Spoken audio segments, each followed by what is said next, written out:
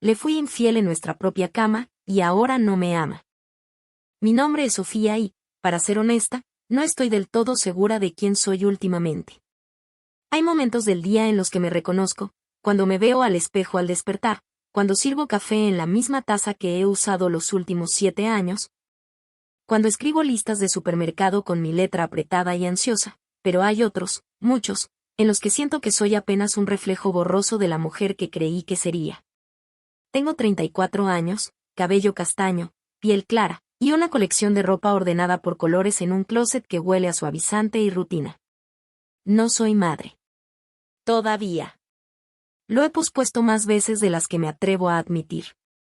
Decidí estudiar diseño de interiores porque siempre me gustó la armonía de los espacios, esa ilusión de orden, de equilibrio, de belleza que se puede construir desde cero. Tal vez por eso, desde muy joven, también intenté diseñar mi vida como si fuera una habitación que podía decorar con lógica y precisión. Un matrimonio estable. Una casa acogedora. Un gato. Una vajilla blanca sin manchas.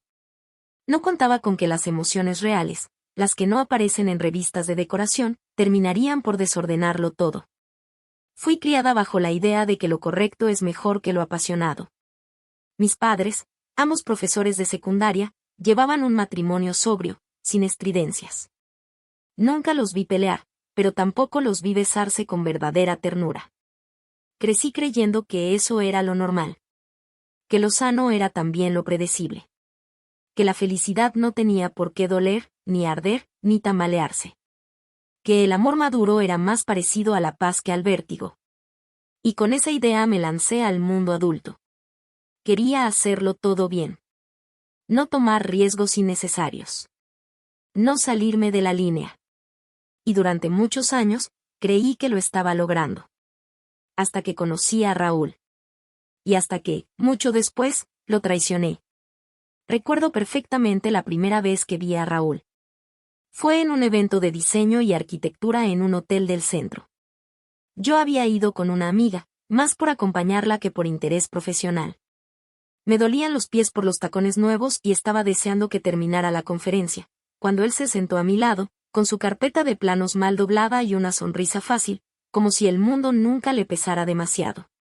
Me miró con curiosidad, como si ya me conociera. ¿Estás disfrutando esto?, me preguntó, señalando al orador que en ese momento hablaba sobre estructuras antisísmicas con un entusiasmo que no compartíamos. Me reí. Y así empezó todo. Raúl era ingeniero civil, serio pero con un encanto discreto. No era el más guapo, pero tenía esa seguridad serena que te obliga a escuchar cuando habla. Tenía 30 años y un aire responsable, como si ya hubiera pasado por la vida con paso firme y ahora simplemente caminara con convicción. Me impresionó su madurez, su forma de hablar de metas y proyectos sin sonar arrogante. Después del evento, me invitó a un café y hablamos durante horas. Me sentí cómoda. Cuidada.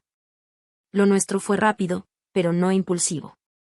Empezamos a salir, a conocernos con calma. Era atento, detallista. Me hacía reír, me enseñaba cosas.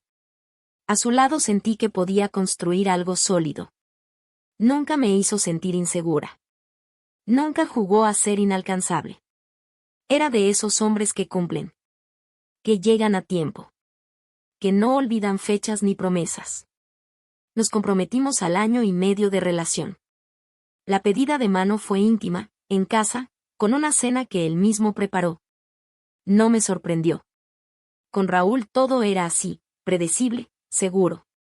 Pero en ese momento, eso era exactamente lo que yo quería.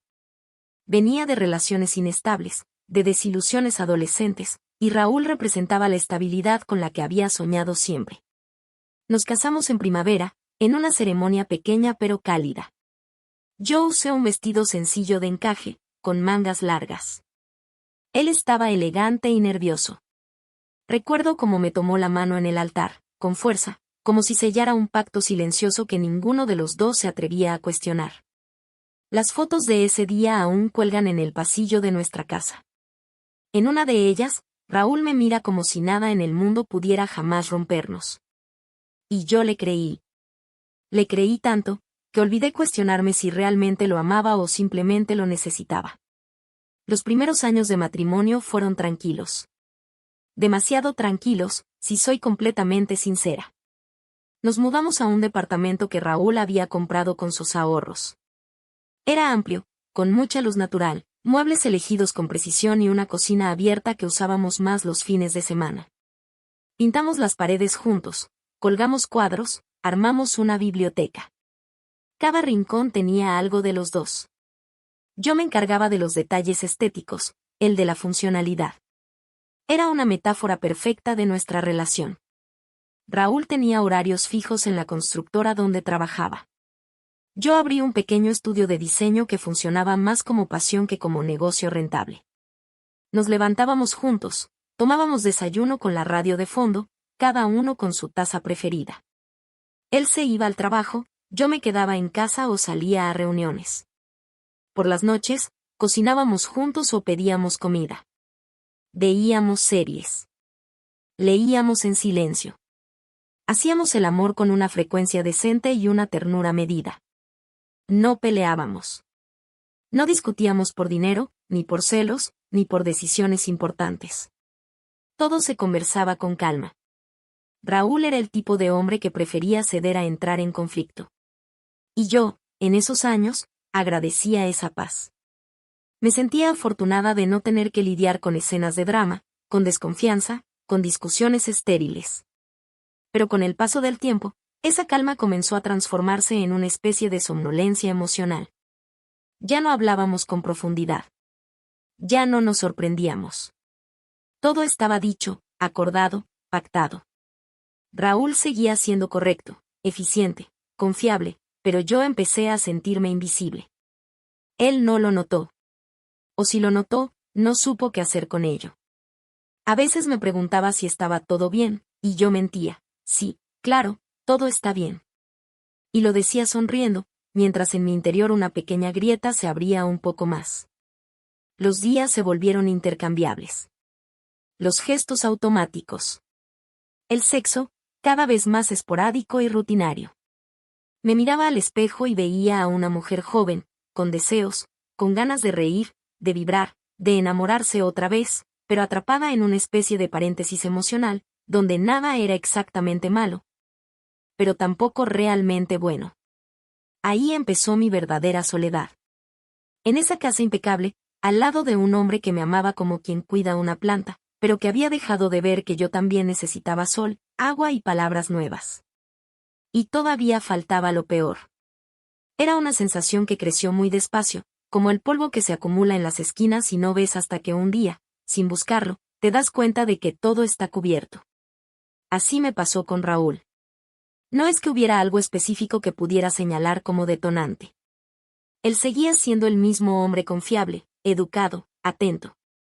Pero yo ya no lo miraba con los mismos ojos. No me emocionaba su llegada.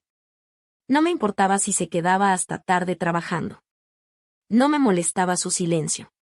Era como si él estuviera ahí, pero cada vez más lejos de mí. Lo que más me costó aceptar fue que ya no me emocionaba tocarlo.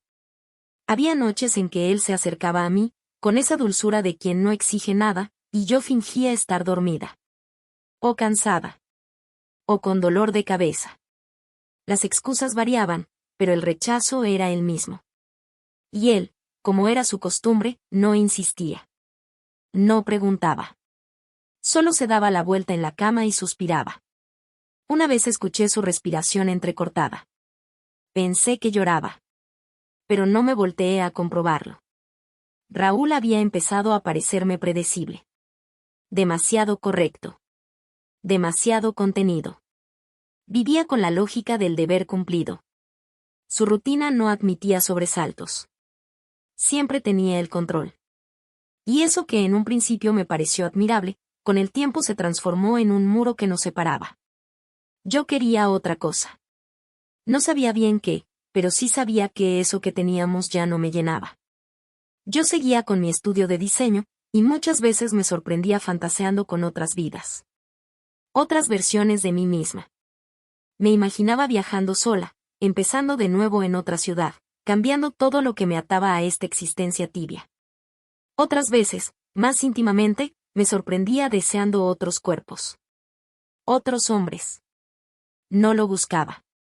No lo planeaba. Pero aparecía.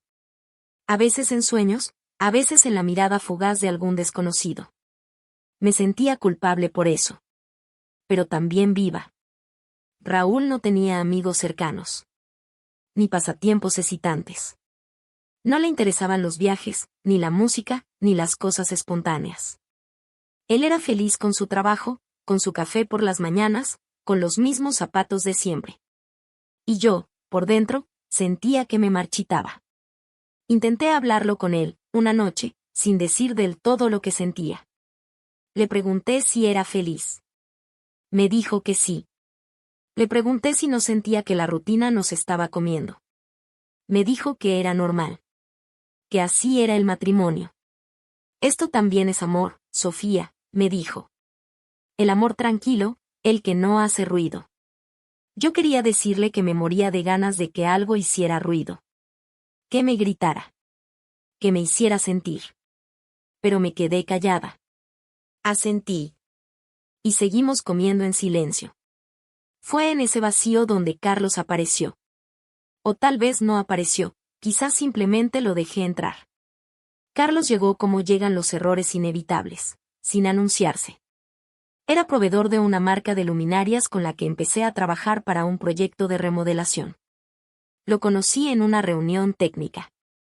Alto, moreno, con una voz grave y una sonrisa pícara que se notaba hasta cuando estaba serio. Tenía un modo de mirarte que incomodaba y fascinaba al mismo tiempo. Como si supiera más de ti de lo que tú misma estás dispuesta a admitir. Fue solo una conversación formal. Profesional. Pero desde la primera frase sentí algo en el estómago. No era amor. Era vértigo. En las semanas siguientes empezamos a tener más contacto. Reuniones breves. Correos. Llamadas. Cada encuentro era como una chispa. Un roce de electricidad contenida. Él no decía nada abiertamente, pero su manera de hablarme, de inclinarse apenas más cerca de lo necesario, de sostener la mirada un segundo más de lo prudente, todo era una provocación implícita. Yo no respondía. No al principio. Pero sí lo notaba. Y lo buscaba. Y esperaba cada nuevo correo como una adolescente esperando mensajes secretos. Empecé a arreglarme más para esas reuniones. Me ponía ropa que Raúl nunca notaba, pero que yo sabía que Carlos sí miraría. Me sentía hermosa otra vez. Deseada. Viva. Nunca hablamos de nuestras vidas personales. Pero un día, mientras revisábamos catálogos, me dijo que le gustaban las mujeres intensas. Que prefería el caos a la calma. Que la rutina era la muerte lenta del deseo. Yo no dije nada. Pero me temblaban las manos. Me escribía por las noches. Cosas ambiguas, casi inocentes, pero cargadas de intención. Una ¿qué hora terminas hoy? Podía tener 100 significados. Y yo los leía todos. Nunca le dije que estaba casada. No lo oculté, pero tampoco lo confirmé. Supongo que parte de mí quería que ese mundo paralelo existiera sin tocar el mío real. Pero eso era una fantasía. Y yo, lo supe desde muy temprano, estaba empezando a cruzar la línea. Hubo una tarde en que todo se volvió más nítido. Carlos me invitó a ver un showroom de lámparas nuevas. Yo sabía que no era necesario. Que podía haberlo hecho sola. Pero acepté. Me arreglé más de la cuenta. Usé perfume. Me puse tacones. Raúl no preguntó a dónde iba. Nunca lo hacía. El showroom estaba casi vacío. Caminamos entre luces cálidas y modernas, hablando de todo menos de lámparas. En un momento, Carlos se detuvo y me miró fijamente. Tú sabes que esto no es solo trabajo, ¿verdad?, me dijo. Mi corazón se aceleró. Quise decir que no entendía, pero habría sido una mentira ridícula. Así que me quedé en silencio. Él se acercó un poco más. Me rozó la mano. Yo no me moví. No me besó. No me tocó más. No fue necesario. Lo no dicho colgaba entre los dos como un hilo tenso a punto de romperse. Esa noche, al llegar a casa, Raúl me esperaba con la cena servida. Hoy cociné tu pasta favorita, me dijo, con una sonrisa cansada. Me besó la frente. Me preguntó cómo estuvo mi día. Yo lo miré con culpa, con ternura, con rabia hacia mí misma. Comimos en silencio. Yo no probé bocado. En la cama, me abrazó por la espalda. Te siento distante últimamente, susurró. Quise llorar. Pero no lo hice. Me limité a acariciar su mano, mientras pensaba en otro cuerpo. En otra voz. En otro lugar. En los días que siguieron, Carlos y yo cruzamos ese umbral invisible entre la insinuación y la certeza. No hicimos nada físico, aún. Pero estábamos cerca. Cada vez más. Las conversaciones eran más explícitas. Más íntimas. Me hablaba como si ya fuera suya. Me escribía de madrugada. Me decía cosas que ningún hombre me había dicho en años. Y yo respondía. Con la mente, con el cuerpo, con esa parte de mí que se había dormido y ahora despertaba como un animal hambriento. Fue entonces cuando decidí que no podía seguir jugando a medias. Que o me alejaba, o lo cruzaba todo. Y elegí cruzarlo. Lo que no sabía era que lo haría, en la cama donde Raúl y yo alguna vez creímos en la eternidad. Nunca pensé que ese día llegaría de verdad. Siempre imaginé el acto como algo que ocurriría fuera de casa, en un hotel anónimo, en un departamento prestado, en un sitio que no oliera a mí. Que no tuviera fotos nuestras en la pared ni las sábanas que Raúl y yo escogimos juntos una tarde de sábado en el centro comercial. Pero fue en nuestra cama. En la cama donde dormíamos desde hacía 5 años. En ese colchón que conocía nuestros silencios y nuestros cansancios, nuestros abrazos interrumpidos por el sueño y nuestros cuerpos cada vez más distantes. Ese día Raúl se fue de viaje. Me lo dijo con 3 días de anticipación. Nunca solía quedarse a dormir fuera, pero esta vez sí. No llego hasta mañana al mediodía, me escribió esa mañana. Te dejo comida en el refrigerador. Y mis besos. Yo le contesté con un gracias, amor, que me dolió escribir, no porque no lo sintiera, sino porque sabía lo que iba a hacer esa noche, y aún así, lo hice. Carlos me escribió al mediodía. Una frase simple, ¿hoy es el día? Tardé 1 hora en responder. Pero lo hice. Sí. No hubo flores, ni vino, ni cena romántica, solo una ansiedad cruda, sucia, que me hacía latir las sienes con fuerza. Me bañé con calma. Me depilé. Me puse ropa interior que hacía meses no usaba. Me perfumé con el mismo aroma que Raúl me había regalado por nuestro 3er aniversario. No lo pensé demasiado. No me permití pensarlo. Carlos llegó a las 8. No traía bolso, ni pretextos. Solo sus manos grandes y su manera de mirarme como si yo fuera todo lo que deseaba. Abrió la puerta con la misma naturalidad con la que siempre lo hacía cuando me visitaba por temas de trabajo, pero esta vez no había planos sobre la mesa, ni catálogos, ni pretextos. Caminó por el departamento como si fuera suyo. Yo lo seguí, en silencio. El corazón me golpeaba el pecho. No sé cuántos segundos pasaron hasta que, sin decir nada, me tomó de la cintura y me besó. Un beso hambriento, distinto a todo. Como si el deseo acumulado de semanas estallara de golpe, yo respondí igual, con rabia, con ansiedad, con una culpa que se escondía entre las costillas, pero no podía impedirme avanzar. Subimos al cuarto. No apagamos la luz. Ni cerramos del todo la puerta. Las fotos de Raúl seguían sobre la cómoda. El portarretrato de nuestro viaje a Cusco estaba ahí, mirándonos. El armario seguía oliendo a su colonia, y aún así, yo me recosté en la cama, nuestra cama, y lo dejé entrar. Carlos me hizo el amor con una intensidad que me asustó, no fue romántico, fue brutal, fue todo lo contrario a Raúl, era como si mi cuerpo se vengara de años de silencio, de rutinas, de caricias tibias. Él me tocaba como si yo no le debiera nada a nadie, y por unos minutos, así me sentí, libre, vacía, llena. Cuando terminamos, Carlos se quedó acostado a mi lado, no dijo nada, yo tampoco, solo escuchábamos el ventilador de techo girar. La sábana aún tenía manchas, el colchón estaba cálido. Me sentía fuera de mí. En shock, el placer había pasado, pero la realidad se arrastraba de nuevo, lo había hecho, había traído a otro hombre a mi cama, a la cama de Raúl, y ni siquiera me arrepentía del todo. Solo tenía miedo de todo lo que iba a venir después. Carlos se fue a las 11. No pidió quedarse. Me besó los labios y me dijo, nos vemos pronto. Yo asentí. Y cerré la puerta sin mirar atrás. Me senté en el borde del sofá, temblando, mi reflejo en la ventana me devolvía una imagen que no reconocía, me metí a la ducha y lloré en silencio, lloré como si lavarme el cuerpo fuera a borrar lo que había hecho. Pero no lo borró. Al día siguiente, Raúl regresó a las 11:30. Entró con su maletín, me abrazó por la espalda y me dijo que me había extrañado, traía una cajita de madera con un dije pequeño en forma de corazón. Lo vi en una tienda del aeropuerto y pensé en ti, dijo, sonriendo. Me dolió mucho. No sé por qué no pensé en los detalles. No sé por qué creí que bastaba con lavar las sábanas y abrir la ventana para que el aire arrastrara mi culpa fuera de la habitación.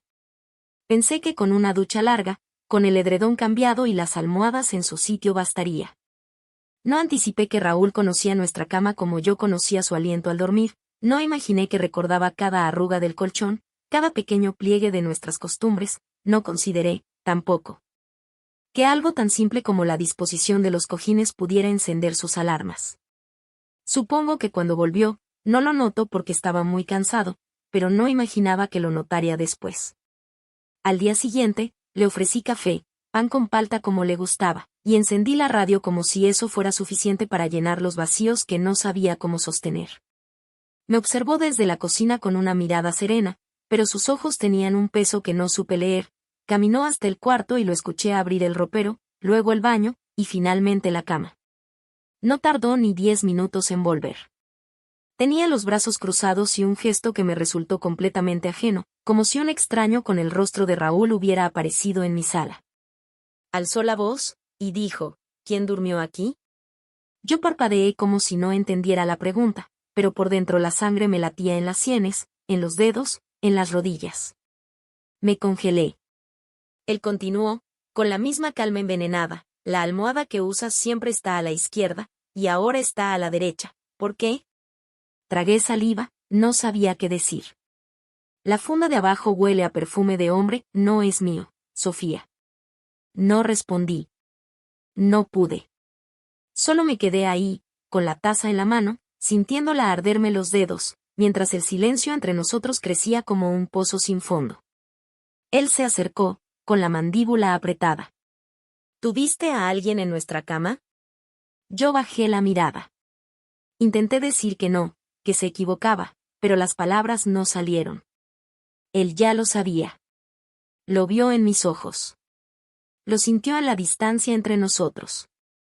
Lo supo por la forma en que no podía sostenerle la mirada. Raúl cerró los ojos un instante, como si contuviera una ola que lo estaba arrastrando por dentro, y luego se giró hacia la puerta. Caminó hasta el armario, sacó su maleta aún sin desempacar, metió algunas camisas, un par de jeans, su cepillo de dientes, y volvió a la sala. Yo seguía en el mismo sitio.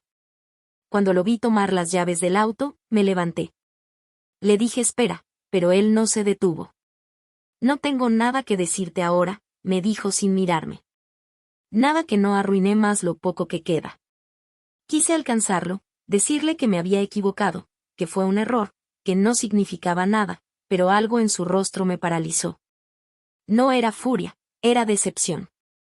Un vacío tan profundo que dolía más que cualquier insulto. Cerró la puerta sin dar un portazo.